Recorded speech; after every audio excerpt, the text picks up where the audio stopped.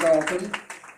In many cities in USA and also in Canada, there are AMU alumni associations, and there is one federation of AMU Alumni Association of North America. I think the headquarters is perhaps in Philadelphia. So I got an invitation from the federation last year to come and address them. They said we'll arrange for all your air ticket and this and that, but I couldn't go. I was tied up with some matter. But what I'm trying to say is that your alumni are shining throughout the world. They have made they are occupying some of the highest positions in academia and industry all over the world. So you all must keep the flag of AMU flying high. I myself am not a product of AMU, I'm a product of Allahabad University, but I've got very good friends. My friend Asif Almi, who's like a younger brother to me, he has come along with me. He is a product of AMU. And I don't know whether Adil, are you also, you are not a product. Adil Shahnawaz is the grandson of General Shahnawaz Khan, who fought with Netaji Subhash Chandra Bose in India. He has come with me from Delhi. And my elder brother, Colonel Kadru, is 5 years elder to me. He was your Vice Chancellor's instructor when your Vice Chancellor General Shah was a cadet in 1967 in Indian Military Academy, Dehradun. My elder brother is 5 years elder to me. He was the captain perhaps. I think, Bhaiya, you were captain. And he was the instructor of your Vice Chancellor. So I brought your Vice Chancellor Guru also along with me. His son also, my nephew, Colonel Kadru's son, Dhananjay Kadru, who is now settled in America. He is he is an alumni of AMU. He did his MSc. So we all got close connections with him. Today, see, I don't have much time because I have to reach the Vice Chancellor's conference at 11 a.m. Now the paper I got a printout called Constitutional Jurisprudence, which you may see on my blog. I'll hand it over to you. You can read it at it. But just let me tell you the outlines. See, jurisprudence is a difficult subject.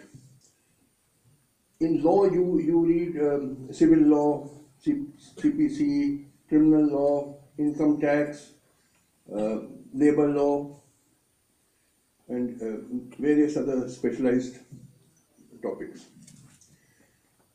In jurisprudence, you do not discuss a specialized topic like civil law, constitutional law, or labor law, service law. In jurisprudence, you discuss law in the most general way. In other words, you ask questions like, what is law? Why should there be a law? These are the questions asked in jurisprudence. In other words, in jurisprudence, you discuss the philosophy of law. And I'm sorry to say, very few people really understand jurisprudence properly. Lawyers, because they don't need it in arguing cases. They need specialized knowledge. For example, if he's a tax lawyer, he wants to know the rulings on income tax or sales tax. Jurisprudence is of no use to him. Similarly, most lawyers, they have very little idea of jurisprudence. But it's a fascinating subject and people should know about it because this deals with the philosophy of law. I have this paper in my hand and I suggest all of you should. Have you got your notebooks and pen? Notebook pen लेके आप लोग आए हैं सब यहाँ? मैं अपना समय बर्बाद करने नहीं आया हूँ यहाँ. अगर आप नोटबुक पेन लेके नहीं आए तो मैं नहीं आया. तो I am not here to waste my time. ये मैं कहूँ कोई बात एक कान से आपके जाए और दूसरे कान से निकल जाए और बीच में कुछ रजिस्टर ना हो. प्लीज मैं आया करूँ, नोटबुक पेन लेके आया करिए और नोट करिए मैं क्या बोल रहा.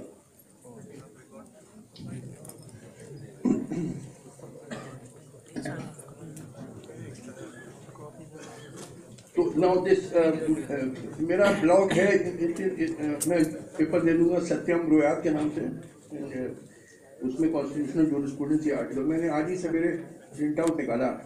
आपके मौलाना आज़ाद लाइब्रेरी में गया आज टहलते हुए, तो मैंने पूछा कितनी लड़कियां आती हैं, संडे को परमिशन दे दी गई, बोला कि कल 11 आई थी, उसके पिछले संडे 8 आई थी, और है 4000 लड़कियां, और जब फैसिलिटी प्रोवाइड कर दी कोई आता ही नहीं है, तो इसके मतलब आप लोगों को कोई पढ़ने लिखने में इंटरेस्ट है नहीं। ये नाटक हो रहा था कि हमको चाहिए है वहाँ जाने का इजाज़त, जब इजाज़त दे दी गई और बस अरेंज कर दी गई, कोई हार्डली एनीबॉडी कम्स, ये मुझे आज ही बताया गया है। तो बताइए, तो बिना वजह उधम मचाया आप लोगों ने।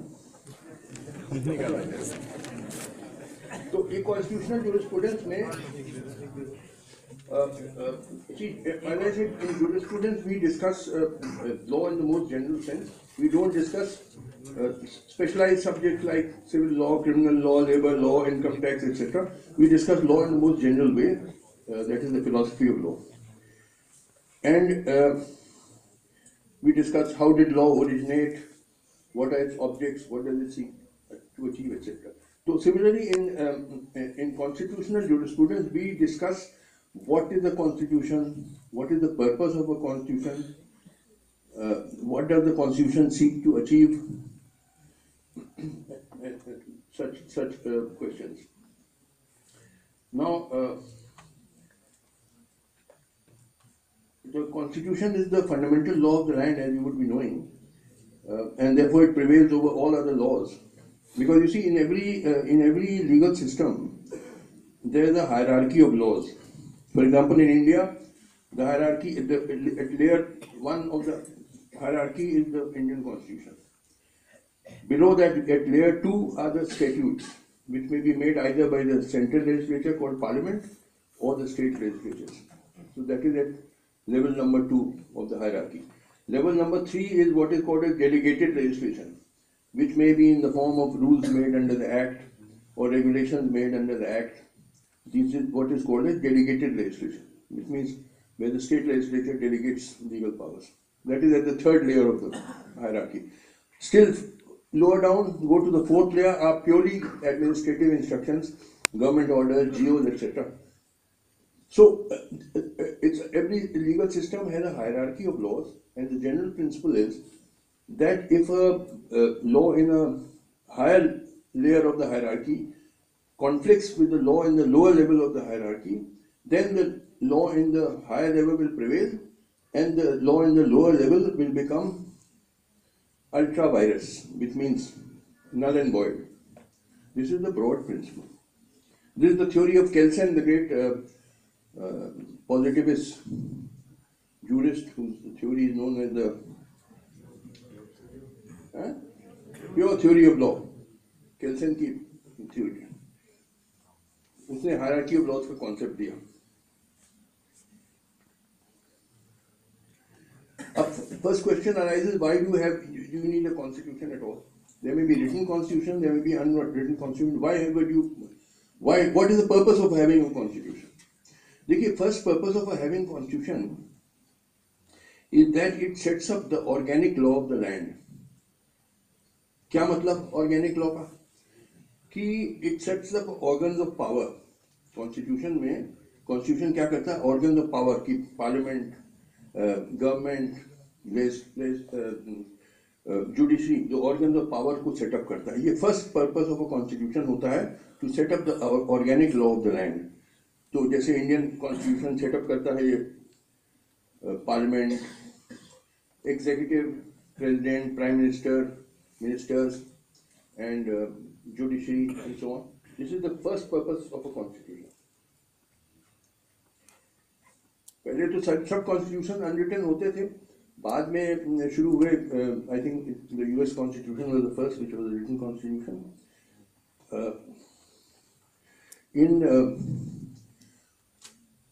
अप टू ट्यूडर टाइम्स, देखिए इंग्लैंड में जो इंग्लिश हिस्ट्री आपको पढ़ना होगा, आपको कॉन्स्टिट्यूशनल जूरिस्प्रूडेंस समझना होगा। देखिए 1603 तक जो किंग्स थे फ्रॉम 1497 टू 1603, ये सब पेपर में दिया गया। ये देखिए, ये आपको थोड़ी हिस्ट्री पढ़नी पड़ेगी, वरना आप ठीक से कॉन्स्टिट्यूशनल जूरिस्प्रूडेंस समझ नहीं पाएंगे। 1497 में जब हेनरी द सेवेंथ बना इंग्लैंड का king, up to 1603 when queen Elizabeth the first died, दो किंग, शायद पांच राजा थे इंग्लैंड के, उनको कहते हैं ट्यूडर किंग है। तो Queen Elizabeth first was the last Tudor king. 1603 में the Stuarts became the king, and 1603 up to 1688 Stuart dynasty, उसमें 4 किंग्स, 4 राजा थे। Up to Tudor kings, the king was an absolute ruler. जैसे Queen Elizabeth the first थी, Henry, उसके father Henry the eighth, absolute rulers थे, no checks on their power. जो struggle चली England में कि साहब एब्सोल्यूट पावर नहीं दी जा सकती है, that was from the time of the Stuart king. पहला स्टुअर्ट किंग था किंग जेम्स द फर्स्ट। उसकी थ्योरी थी which was known as the divine right of theory. Divine right of theory ये कहती थी कि हमें राजा को इसलिए ओबे करना चाहिए क्योंकि वो गॉड का प्रतिनिधि, he is the agent of God, viceroy of God. Therefore, if you disobey the king, you are disobeying God. तो ये बुरी चीज है। तो मतलब it was a theological theory, religious theory, the divine right theory. इसके कॉन्ट्रास्ट में जो सोशल कॉन्ट्रैक्ट थ्योरीज आई, देखिए कई सोशल कॉन्ट्रैक्ट थ्योरीज हैं, वो भी मुझे एक्सप्लेन करना पड़ेगा, टाइम नहीं है अभी यहाँ पे। सोशल कॉन्ट्रैक्ट थ्योरीज व सेक्युलर थ्योरीज, यानी उसमें religion had no place in them. अब वो Hobbes, Locke etcetera, these all had, Rousseau had social contract theory. उसमें ये नहीं था कि आप राजा को ओबे करिए क्योंकि वो भगवान का, अल्लाह का रिप्रेजेंटेटिव है। Religion had no place in this social contract theories. जो जॉन लॉक की थ्योरी आई इंग्लिश फिलोसफी, पहले तो हॉब्स हुए जो एब्सोल्यूट रूल के फेवर में थे, उसके बाद जॉन लॉक की जो थ्योरी आई in his famous paper called the second treatise on civil government, 1690 में लिखा। उसमें उसने थ्योरी यानी ऑफ नेचुरल राइट्स, यानी उसने लिखा कि by the very fact that I am a human being, I have certain rights which even the king can not violate. यानी किंग की जो सॉवरेंटी है एब्सोल्यूट नहीं है, वो लिमिटेड है। Limited by what? Limited by the natural right of the citizen. You can not violate his right of freedom of religion, the king cannot violate his right of freedom of speech, various other rights. So Locke ने कहा कि there are certain natural rights which every human being has by the very fact of being a human being, and even the king cannot violate those rights. अब इसकी revolutionary significance ये थी कि king अब absolute ruler नहीं रह गया। king के sovereignty is not absolute as Hobbes said, it is limited as Locke says. Limited by what? Limited by certain natural rights which every human being has. वही theory जो 1690 में John Locke ने अपनी second treatise on civil government है। Note करिए हजरत, समय बर्बाद ना करिए, नोट करिए जो मैं कह रहा हूँ। 1690 में second treat, and check it up on your internet. 69। तो अब देखिए इसका रेवोल्यूशनरी सिग्निफिकेंस हुआ। ये अमेरिकन कॉन्स्टिट्यूशन जब बना तो कई स्टेट ने कहा हम तभी मेंबर बनेंगे यूएसए के अगर इसमें आप वो नेचुरल राइट्स रखिए जॉन लॉक की। तभी उन्होंने बिल ऑफ राइट्स रखा जो 10 अमेंडमेंट्स क्या थे, वो अमेंडमेंट के साथ ही यूएस कॉन्स्टिट्यूशन बना था। I think it was US constitution कब बना था? हाँ? अरे भाई तुम लोग को नहीं आता है 17 हमारी भी, अच्छा 1791 I think, but check it up on the internet. देखिए दो कॉन्स्टिट्यूशन बने थे। I am not talking of the article of confederation, I am talking of the second one जो आज की, आई थिंक 1791 में बना। तो है, तो उसमें along with the constitution which gives the organic law, the creating the organs of the state, legislature, executive, judiciary, वो तो ऑर्गेनिक लॉ है, plus checks on those powers.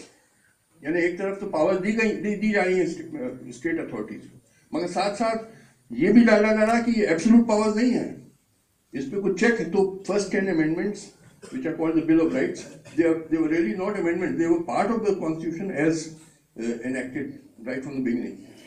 The Bill of Rights. और वही आपके Constitution में जो fundamental rights है, वही जॉन लॉक की थ्योरी कि एब्सोल्यूट नहीं है इनकी powers. There are certain fundamental rights like freedom of speech, freedom of religion, freedom of liberty, equality. These even the state cannot violate. So this was all on the basis of theory of John Locke of 1690. हम बड़ा देखिए मोटी-मोटी चीज बता रहे हैं. It's not. You can read the paper and read the British history. जो वहाँ पे बड़ी great struggle चला in England, तो उसका नतीजा है कि जो आज जो क्योंकि हम लोगों ने broadly borrow किया from Western countries. Our constitution in India is actually based on Western models. हमने जो parliamentary system of government दिया इंग्लैंड से, independent judiciary दिया इंग्लैंड से, USA से हमने फंडामेंटल राइट्स लिए कि जो पावर्स दी जा रही हैं स्टेट अथॉरिटीज को, they are not unchecked, they are not absolute, they are limitation on those powers. The government cannot violate right of freedom of speech, freedom of religion, freedom of various other freedoms, liberty, equality, etc. वो US Constitution से हम लोगों ने बोरो किया. Irish constitution से हम लोगों ने directive principle of state policy borrow की. तो ब्रॉडली हम लोगों का जो कॉन्स्टिट्यूशन है, किसी हुआ क्या कि हमारे जो कॉन्स्टिट्यूशन मेकर्स थे, they were very modern people, liberal modern minded people. तो they copied from the western constitution all these concept, जैसे particularly British constitution, partly American, then partly Irish and so on. तब हमारा constitution बना. Now, these modern principles in the Constitution, the freedom of speech, freedom of religion, modern institutions like Parliament, judiciary, et al., these were not products of our own historical struggles. These were not the products of the struggle by the Indian people. Rather, they were borrowed from the West. The Western countries में जो principle थे, natural rights, fundamental rights, and the modern institutions like parliament, judiciary, etc. हम उनसे हम लोगों ने copy करके we sort of planted from above these modern constitutions with modern principles, modern institutions. They were imposed on a backward society which were full of casteism and communalism and so on. उस पर आपने engraft कर दिया एक modern constitution with modern principles. तो आपने डाल तो दिया ऊपर से, थोप दिया ऊपर से मॉडर्न कॉन्स्टिट्यूशन, और उसका फायदा भी हुआ. To some extent it uplifted our backwardness, क्योंकि Indian society is very backward. Even now it is very backward, full of casteism and communism भरा हुआ है. तो मॉडर्न कॉन्स्टिट्यूशन ने अपलिफ्ट तो किया सोसाइटी को टू सम एक्सटेंट, मगर अभी भी casteism, communalism is rampant in society. जो मॉडर्न कॉन्स्टिट्यूशन की वैल्यू, इक्वालिटी की वैल्यू, अब बातें आप कुछ भी करिए. मैं chief justice of Madras high court, एक वहाँ जज थे जस्टिस कनगराज, शेड्यूल कास्ट, मेरे कॉलीग थे, उनकी वाइफ नॉन शेड्यूल कास्ट. तो एक दिन आए कर्ची कॉल पे मेरे घर आए, वो मेरी वाइफ थी, ये दोनों थे. तो मिसेस कनगराज ने हमें बताया, मेरी वाइफ को बताया कि हमारी जब शादी हुई, लव मैरिज हुई थी विद हस्बैंड, बोले मेरे रिलेटिव ने मेरा क्रियाकर्म कर दिया कि मर गई है हमारे लिए, क्योंकि शेड्यूल कास्ट से शादी कर रही है. मैं उसके बाद they had nothing to do with me. 25-30 साल हो गए, वो कभी मुझसे बात नहीं करते. एक बार मैंने ग्रैंडफादर को देखा बाजार में, चेन्नई के किसी बाजार में, तो मैं दौड़ी गई उनके पैर छूने के लिए, मगर उन्होंने मुझे देख के मुंह मोड़ दिया. यानी you look down on schedule caste, is it true और नॉट? देन इसके मतलब आपके खोपड़े में भूसा और गोबर भरा हुआ है अभी भी, क्योंकि किसी को मॉडर्न जमाने में नीच मानना is nonsense. We are all equals. This is the age of equality. After 1776 जब अमेरिकन डिक्लेरेशन ऑफ इंडिपेंडेंस में डिक्लेयर हुआ कि we declare these truths as self-evident that all men are created equal. 1776 में कितने साल हो गए? 200 40 साल हो गए हैं। 240 साल पहले अमेरिकन डिक्लेरेशन ऑफ इंडिपेंडेंस में डिक्लेयर किया गया, we declare these truths to be self evident that all man are created equal, सब इंसान बराबर। मगर आप कहते हैं नहीं शेड्यूल कास्ट नीच है और उससे शादी करोगे तो हम तुमको ऑनर मार डालेंगे दोनों को, जैसे हमारे वेस्टर्न यूपी हरियाणा में होता है।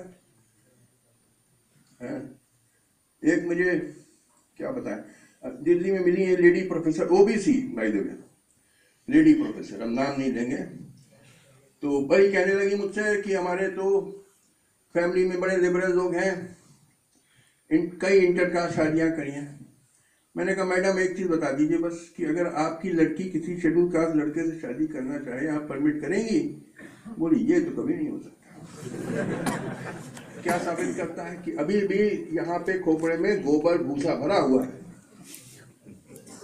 80-90% हिंदुस्तान की जनता के। आप बताइए, in the modern age you are looking down some people, whole section of people is inferior. तो अब ये तो मैंने हिंदुओं के बारे में कहा, मैं मुसलमानों के बारे में भी कहूंगा एक दिन, मगर आज नहीं, नेक्स्ट टाइम आके कहूंगा। तो कोई कमी नहीं है दोनों में, ये न समझिए कि हिंदू ही पिछड़े, आप लोग भी बहुत पिछड़े हैं, खैर वो बाद में बात होगी। तो ये पेपर जो है ये अब, क्योंकि मुझे अब जाने दीजिए टाइम, वहाँ सारे बड़े बड़े हस्तियाँ आ रही हैं, उनको भी मैं जरा सुनाने जा रहा हूँ वाइस चांसलर को, वो कितने गहरे पानी में है।